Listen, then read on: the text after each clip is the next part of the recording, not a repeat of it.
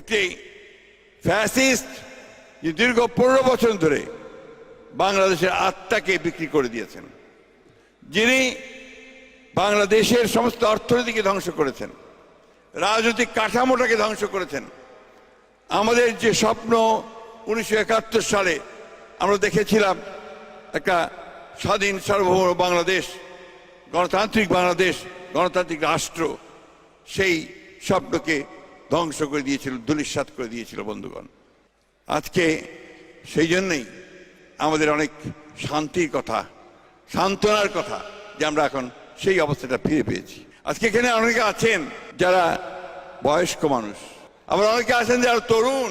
এই তরুণেরা অনেকেই বাংলাদেশ থেকে পালিয়ে এসেছিল, সেই সময় টিকতে পারেনি দেশের মধ্যে। মামলা মোকদ্দমা, হত্যা, খুন, জখম, গুমের মধ্য দিয়ে তাদেরকে পালিয়ে আসতে হয়েছে। অনেক সাংবাদিক আছেন তারাও পালিয়ে চলে এসেছিলেন, কারণ উপায় ছিল না, সেখানে বেঁচে থাকার কোনো পথ ছিল না। আজকে আল্লাহর কাছে অশেষ শুকরিয়া আদায় করি যে আল্লাহ তাআলা সেই অবস্থা থেকে আমাদের মুক্তি দিয়েছেন। আমরা মুক্তি পেয়েছি, কিন্তু এখনো সেই সংগ্রাম আমাদের শেষ হয়নি।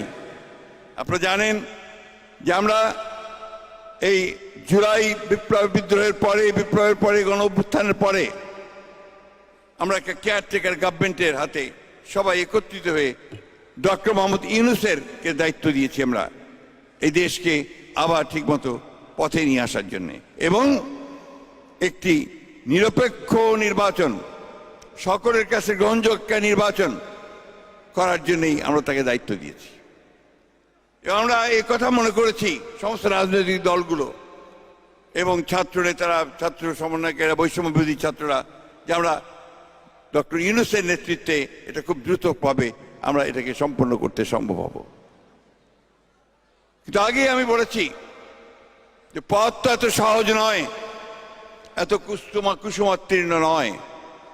আজকে আপনারা সবাই সোশ্যাল মিডিয়ার সঙ্গে পরিচিত, খবরের কাগজ দেখছেন, আপনারা টেলিভিশন দেখছেন, সোশ্যাল মিডিয়া দেখছেন।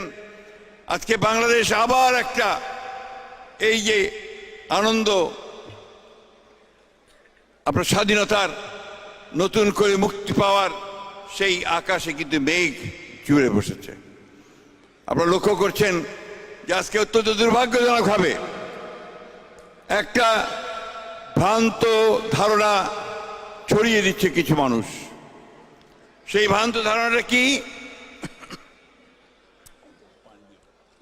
সেই ভ্রান্ত ধারণা হচ্ছে যে বাংলাদেশে সংখ্যালঘুদের উপরে নির্যাতন হচ্ছে।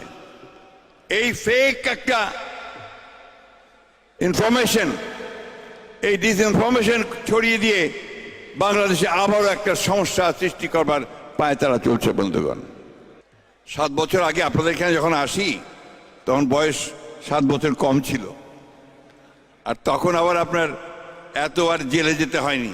এখন কি এর মধ্যে বহুবার জেলে গেছি, সেই জন্য আগের মতো সেই শক্তি আর বল নেই, যদিও মনের সমস্ত জোর আছে। তা আমি যে কথাটা বলছিলাম যে এখন এই যে আপনার একটা ফেক একটা ডিসইনফরমেশন ছড়িয়ে দিয়ে সমস্ত এই যে আমাদের স্বাধীনতা সার্বভৌমত্বকে জয় করবার যে গৌরব, যে আনন্দ, সবকিছুকে ম্লান করে দিচ্ছে এবং আমাদের ভবিষ্যতে আবার অন্ধকারের দিকে ঠেলে দিচ্ছে, এই বিষয়টা আপনাদেরকে সকলকে সজাগ থাকতে হবে। আজকে এই যে বিদেশি ভদ্রমহিলা, বিবিসির সম্ভবত, তিনিও এসছেন এই বিষয়গুলো জানার জন্য। এমনভাবে ছড়িয়েছে চারদিকে যে বাংলাদেশে সংখ্যালঘুদের উপর অত্যাচার করা হচ্ছে, বাংলাদেশে মিথ্যা মামলা করা হচ্ছে।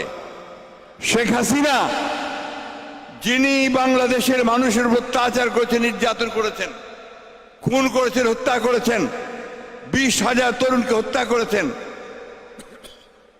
আমাদের ইলিয়াস আলী সহ 700 মানুষকে গুম করে দিয়েছেন। আমাদের এমন কোনো নেতা নেই, আমাদের সবচেয়ে বড় আমাদের দেশনেত্রী বেগম খালেদা জিয়া, তাকে বছরের পর বছর কারাগারে আটকে রেখেছিলেন। আমাদের নেতা তারেক রহমানকে মিথ্যা মামলা দিয়ে নির্বাসিত করেছেন। সেই শেখ হাসিনাকে আজকে ভারত আশ্রয় দিয়েছে এবং সেই শেখ হাসিনা আবার তার দলবল নিয়ে ষড়যন্ত্র করছে, নতুন করে চক্রান্ত সৃষ্টি করছে বন্ধুগণ। এবং এই চক্রান্ত সৃষ্টি করে বাংলাদেশের স্বাধীনতা, গণতন্ত্র, সার্বভৌমত্বকে সে বিনষ্ট করতে চাইছে। আজকে চিন্তা করে দেখুন, যে মহিলা একসময় প্রধানমন্ত্রী ছিলেন, সেই মহিলা 15 বছর ধরে বাংলাদেশের মানুষের বিরুদ্ধে অবস্থান নিয়েছে।